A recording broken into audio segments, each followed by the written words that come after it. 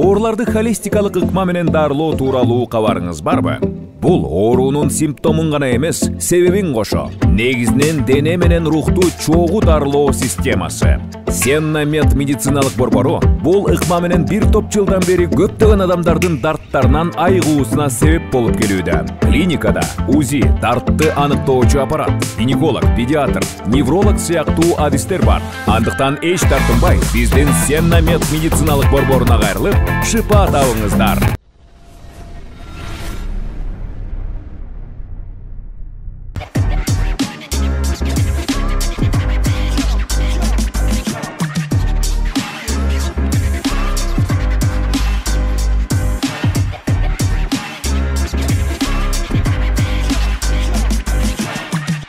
Саламатсыздар, урматтуу телекөрүүчүлөр.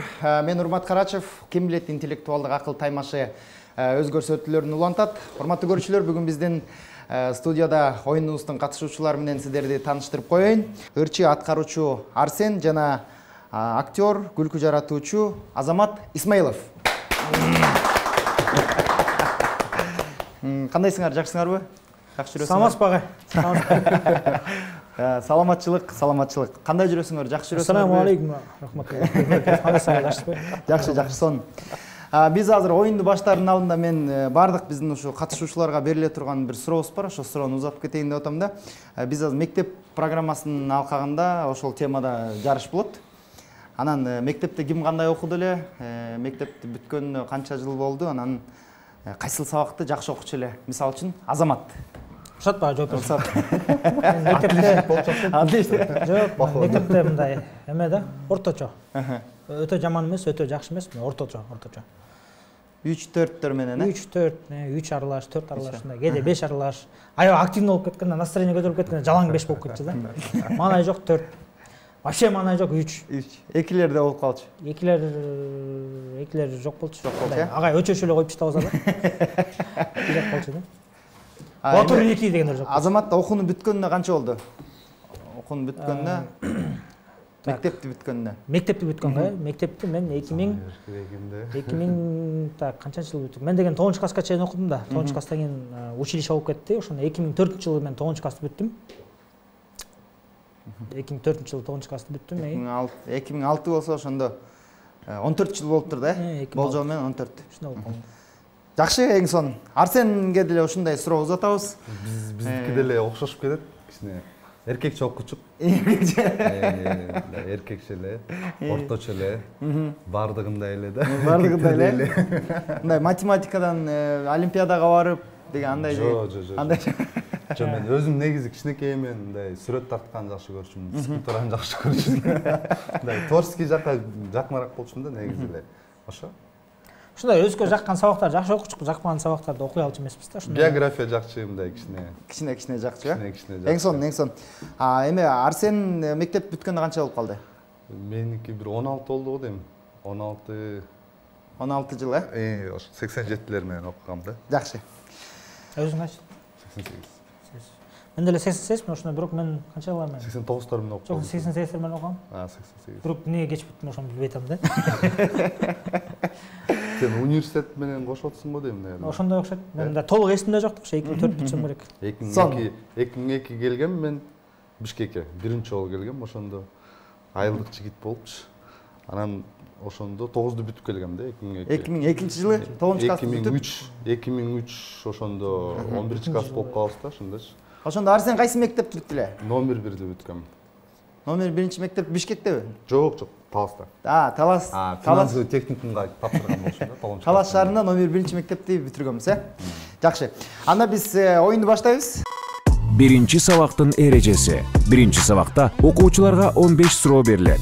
Жооп берүүнүн алдында атайын кнопканы басып жооп бериш керек. Туура эмес жооп айтылган болсо, жооп берүү мүмкүнчүлүгү кийинки окуучуга берилет. Биринчи туура жоопту айткан окуучу 2 упайга ээ болот. Катышуучуларга ийгилик каалап, сабакты баштайбыз. Эгерде экөөңөр тең ошол суроого жооп таппай калсаңар, подсказка керек боло турган болсо, агай деп мага кайрылсаңар, мен подсказка айтып турам. агай дебей эле подсказка сурасаңар, анда менден подсказка чыкпайт. Агай. Ошон үчүн.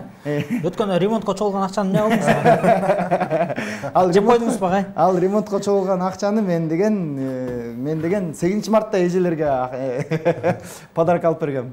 Агай, сиз ал акчаны деген сиз 10-мартта чогулуп атасызбы?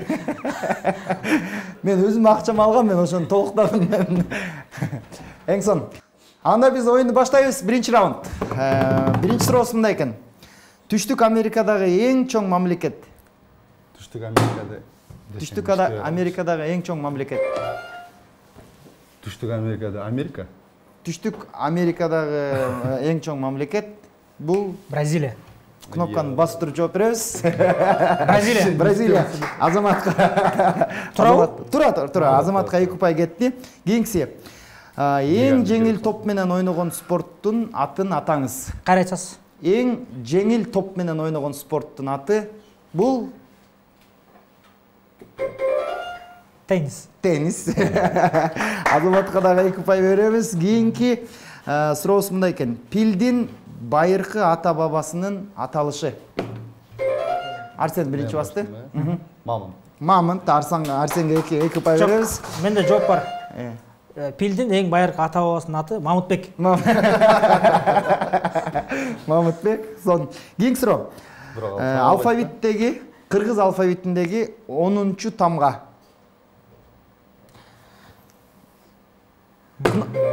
Кнопканы баскандан кийин 10 секунд ойлонгонго убактыңар бар. Ошон үчүн 10 секундтан кийин ким жооп бере албай калса, кийинки кезек П эмес экен. П эмеспи? А, Б, В, Г, Д, Е, Ж, З, М, К, Л, Д. Билбейт экенмин сага. Кийинкисин өтө берели. Ага, 2 коюп койсу. Алфавиттеги 10-чу тамга бул И экен. И Кийинки суроо. Кайсы мамлекеттик башкы салтанаттуу ыр кандай деп аталат? Гимн деп аталат. Азаматка 2 упай бердик. Кийинки суроо. Кайсы мамлекет дүйнөнүн 2 бөлүгүндө бир эле учурда жайгашкан? Кайсы мамлекет дүйнөнүн 2 бөлүгүндө? 2 бөлүгүндө. Бул биз менен өнөктөш мамлекеттердин бирөөсү Россия. Азаматка 2 упай бердик. Кийинки суроо. Бардык тараптары тең болгон фигура кандай деп аталат? Кубик. Кубик эмес. Квадрат. Квадрат. Арсенге беребиз жоопту. Кнопканы басып туруп айтыш керек болчу. Кийинки суроо. Өз жашоосун Кочо сага жана суроо боюнча сүйлөшө албайбы? Кубик менен квадрат. Ладно, айдайбыз. Кийинки суроо да. Кийинки суроо. Көстөгөлө окшошпуз алга. Өз жашоосунун сүрөттөлүшү эмне деп аталат? Автобиография. Азаматка дагы 2 упай бердик. Кийинки суроо. Мен загрузка эме болуп кетти. Нагрузка болуп кетти. Негизип кетти окшойт да. Бизде дагы 5 суроо калды. Кийинки суроо мындай экен. Наоборот, болбойтом го. Папа Римскийдин резиденциясы кайсы жерде жайгашкан? Так. Римде жайгашкан да. Римде эмес экен. Рим жанында эмне бар? Наверное, Англияда, Англиядагы эмес экен. Агай, жардам бересизби агай? Башкы тамгасы В. Ватикан. Азаматка 2 упай беребиз. Кийинки суроо мындай экен. Россиянын биринчи императору ким?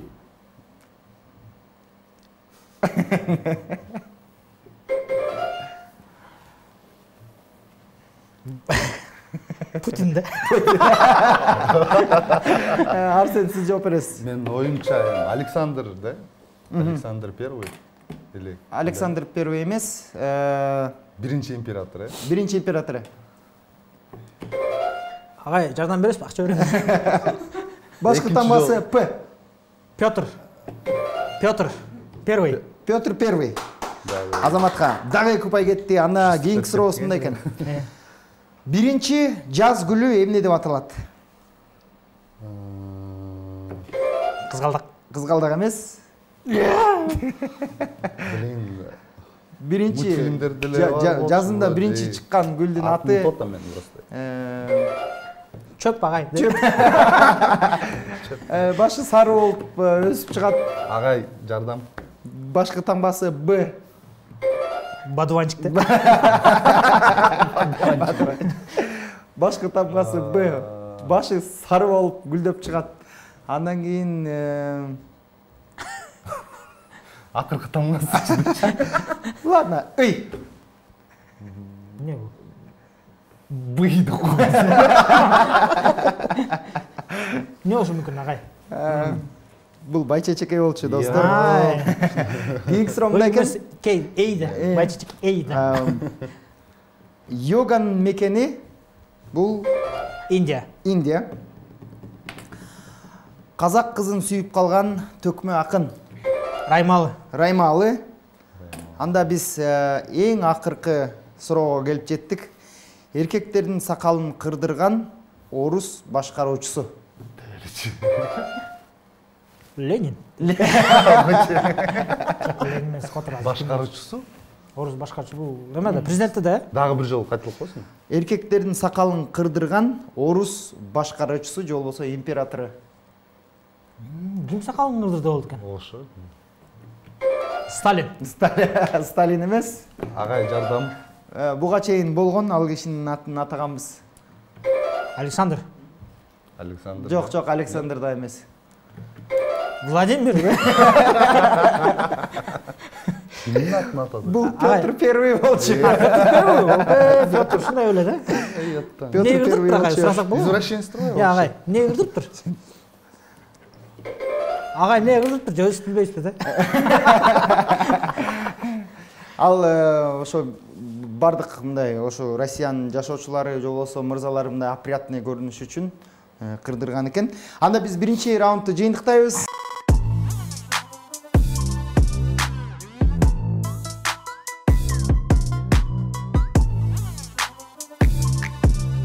Ооруларды холистикалык ыкма менен дарылоо тууралуу кабарыңыз барбы?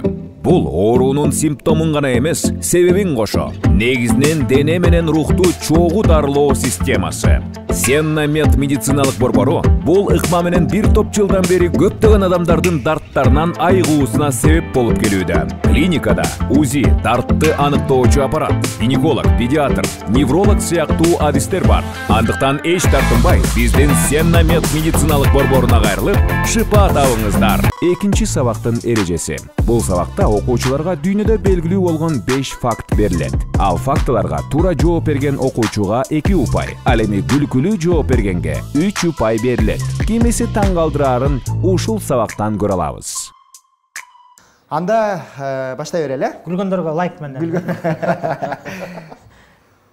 Биринчи сурообуз мындай экен. Аял киши орто эсеп менен канча убакыт сыр болот эмеспи? Сырды жашырып жүрө алат. Сырдыбы? Канча убакытпы? Канча убакыт? 1 секунд. Аялдар 1 секундтан ашык сырды жашыра албайт да. Бенки уже окшопой калды окшойт уже азамат турганда. Жок, сиз да жооп бере берсеңиз болот. Фактыга жакын жооп бере. Күлөлүп турайынчы. Фактыга жакын факт керек деп болду. Серьезныйраак сүйлөш керекпи? Аял кишилер орто эсеп менен канча убакытта бир сыр айтса? Минута менен эсептелеби же саат менен эсептелеби? Же күн менен эсептелет? Саат менен эсептелет. Саат менен. Менин оюмча 1 саатка жетпейт. 1 сааттан көбүрөөк экен. Даже. Так, аял киши мындай жооп бергенге аракет кылып карайын да, мындай күлкүлүү эмес, мындай серьезныйраак. Так, 1 саат деп чыдайт. 2 саатта уже нерв болуп алат.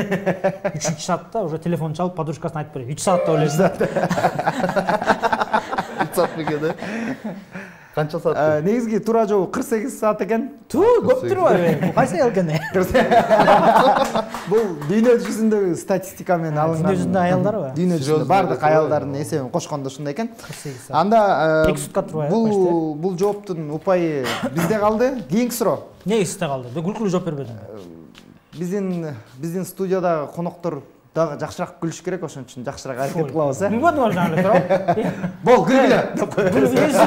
Безука күлүп атат такта өз. Эсептелбейт да. Кетсин. Битиге чыкпайлы, акча төлөп берем да. Кийинки суроо. 1992-жылы жиберилген эң алгачкы СМСке кандай сөздөр камтылган?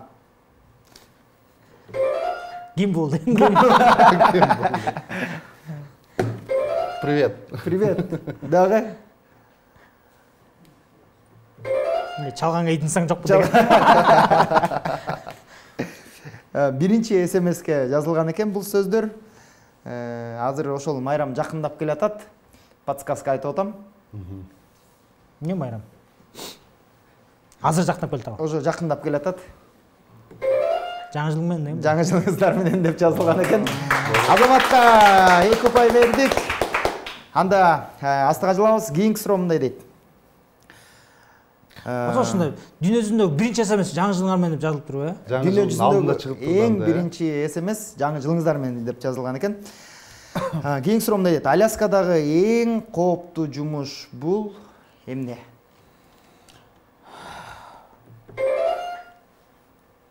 Шортик сатууда.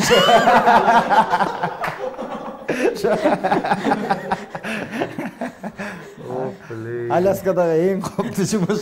Арсен, сизде кандай бар? Жарылды го, мен өзүм калдым. 3 ұпай абай. Мен да кошулам. Анда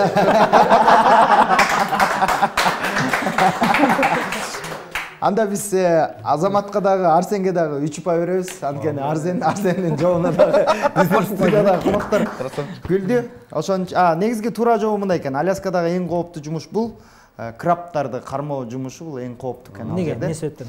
Эмне себептен дегенде ал жерде билесиңер да, бүт мус болуп турат. Ошон үчүн аны кармаш оңой эмес. Суунун түбүнө кириш керек. Ошон үчүн крабтарды кармаш эң кооптуу жумуш экен. Аляска краб экспорт кылсак байыт экенбиз да? Кийинки суроо. Швеция өлкөсүндө мектептерде 5-класска чейин бир нерсе жок. Ал эмне? Эмнеси жок болушу мүмкүн? Эмне, предмет жокпу же, эмне жок? Конкретно суроо берсең. Швеция өлкөсүндө мектептерде 5-класска чейин бизде болуп аткандагыдай, мисалы үчүн бизде бардыгы бар, 5-класска чейин ал жерде бир нерсе болбойт экен да. Мисалы үчүн бизде мектеп, парта, стол, стул, ал жерде бир нерсе болбойт. Швецияда 5-класска чейин балдар бири-бири менен өбүшкөн болбойт да. Балдар кыздар. Так, азыр. Не болушу мүмкүн? Не болбошу мүмкүн? Ат менен алып салсак болот. Мугалимдерби? Мугалимдер жок, балдар эле өзү окуй берет. Бир нерсе жок да. Бир нерсе жок экен. Ал Мектеп жок экен да. Швецияда 1-класстан 5-класска чейин мектеп жок экен. Агай, жардам берип коюшпу агай? Аны дневникке коебуз. Баа жок экенби? Баа жок экен. Азаматка дагы 2 ұпай бердик. Анда эң акыркы, экинчи раундтун эң акыркы суроосу. Дүйнөлүк окумуштуулардын изилдеши боюнча аял киши бир нерсеси жок эшикке чыкса өзүн кызыктай сезет экен. Ал эмне болушу мүмкүн? Макияж. Макияж. Жок, макияж эмес экен. Макияж эмес. Европада, Каблук. Негизи дүйнө жүзү боюнча окумуштуулардын изилдеши менен жок болобу агай? Күйөөсү жок. Сумкасы жок. Сумкасы жок. Браво. Сумкасы жок чыкса өзүн бир кыздай сезе берет экен. Гүлкүл жокко жооп бересиз да, туура. Арсенге 2 ұпай бердик. Ошо менен биздин экинчи раундтагы соңуна келип жетти. Урматтуу көрүүчүлөр.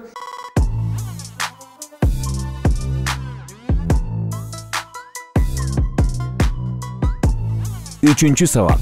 Бул сабак тездикти талап кылат. Кайсы окуучу 1 мүнөттүн ичинде канчалык көп сөз окуса, ал окуучуга 5 ұпай ыйгарылат. Ошол эле учурда аз сөз окуган окуучу ұпайга ээ болбойт. Кайсы катышуучу ылдам экенин ушул сабактан байкайбыз. Ийгилик.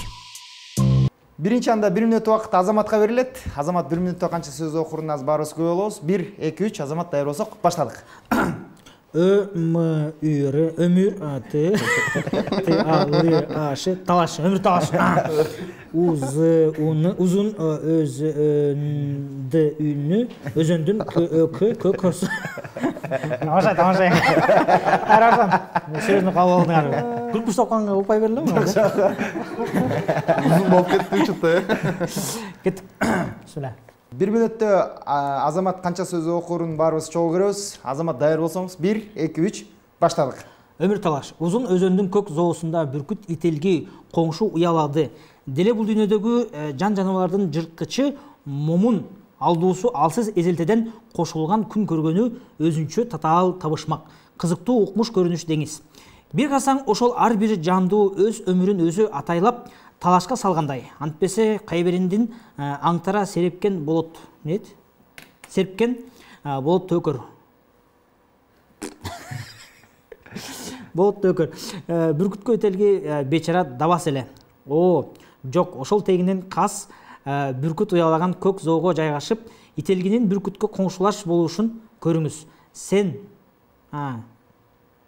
мынакта просто тамга башка жазып коюптур.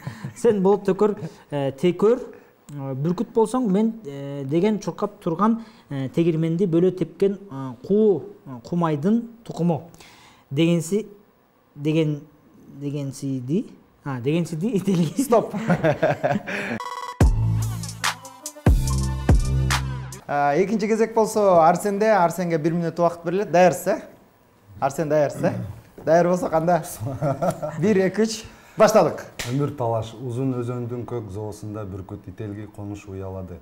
Деле бул дүйнөдөгү жан жаныбардын жырткычы момун алдуусу алсыз эзелтеден коншулаш күн көргөнү өзүнчө татаал табышмак.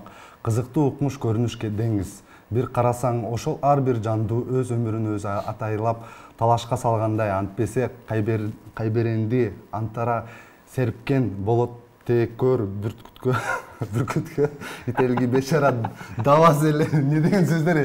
Жок, ошол тегинен кас бүркүт уялаган көк зоого жайгашып, ителгинин бүркүткө коңшулаш болушун көрүңүз. Сен болот текөр бүркүт болсоң мен деген чуркап турган тегирменден бөлө тепкен кумпайдын тукуму дегенси чекти дейт.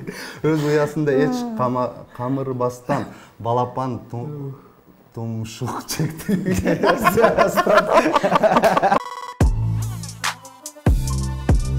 Ардактуу көрүүчүлөр, 3-чү раунддун жыйынтыгы менен 1 мүнөттө Азамат 82 сөз окуй алат экен. Ал эми 1 мүнөттө Арсен болсо 89 сөз окуп 3-чү раундду утуп кетти. Арсенге 5 бай беребиз.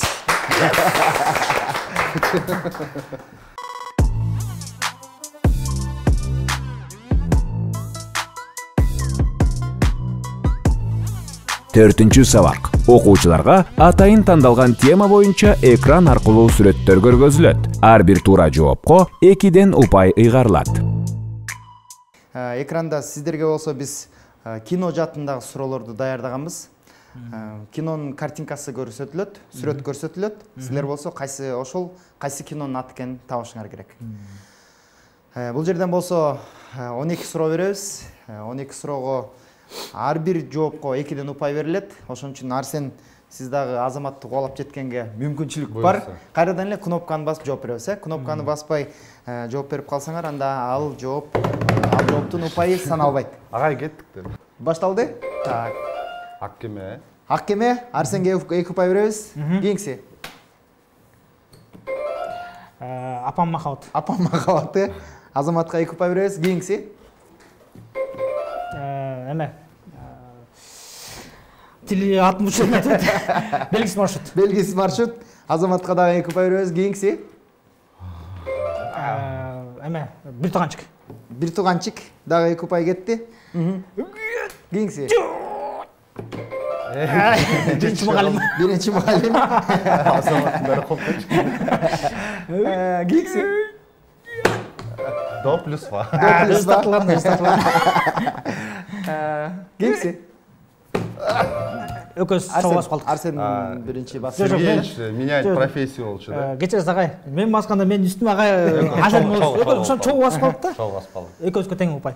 Анда жооп берип койгула, бул кайсы? Иван Васильевич меняет профессию. Да, профессия. Анда эки тарапка тең бирден упай беребиз. Кийинкиси. Эң биринчи басты. Так, эмне операция. Жок, операция. Жок, мен сөзүн алмаштырып алдым. Кавказская пленница. Кавказская пленница. Арсенге дагы 2 упай беребиз. Кийинкиси. Не болду? Ошондо кандай болду? Мен биринчи дедим. Мен көрдүм. Жок, мен биринчи. Экөөбүзгө тең упай бериңиз агай. Көкбөрү. Көкбөрү. Кийинкиси. Кайрылы. Ладно. Мен билбейт кеп жөнүндө болсом. Кызыл алма. Кызыл алма. Азаматка 2 упай беребиз. Кийинкиси. Иштебей калды муну. Министрдин кызынын махабаты. Министрдин кызынын махабаты. Билбейт кем. Дагы бирөө бар. Голду карап Биринчи кол мен көтөрдүм. Голдун үстүндө ким отурат агай карап койсо. Бомуш. Президент жана бомуш. Анда эң акыркысы калды окшойт. Ой. Жанагы Россияга барып эме алган эле.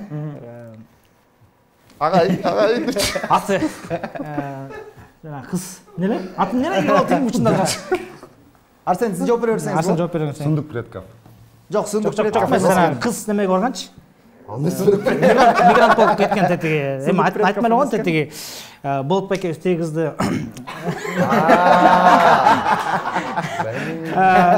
Пустой дом.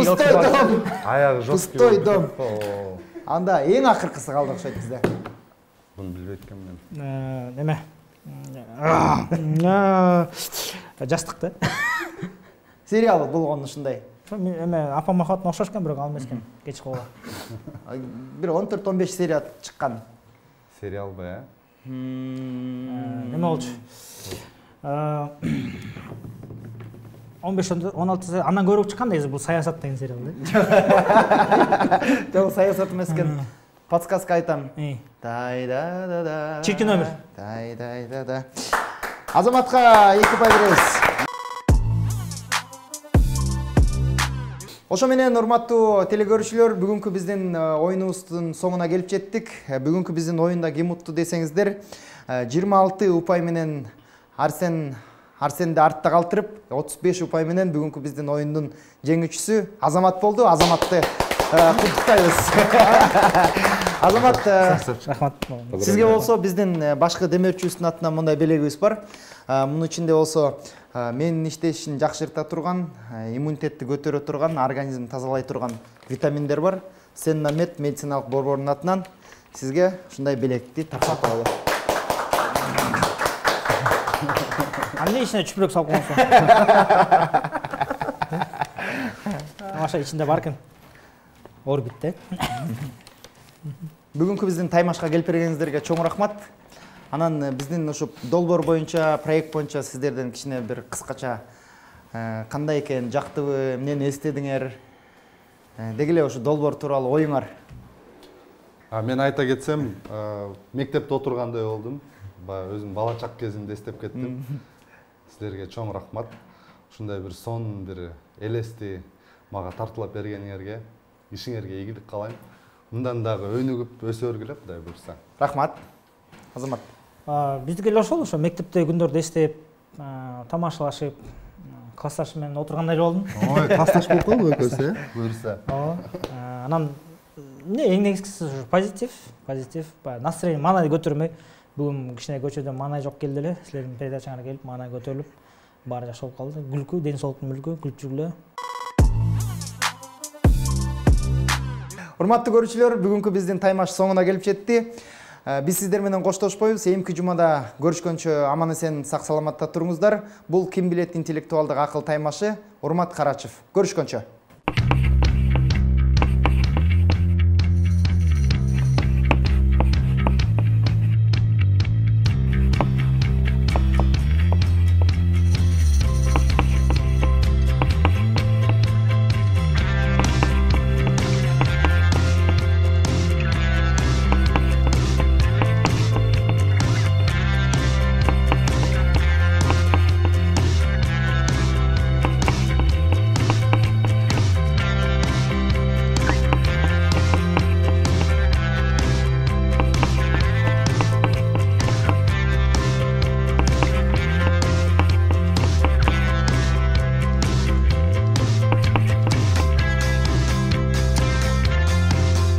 Ооруларды холистикалык ыкма менен дарылоо тууралуу кабарыңыз барбы?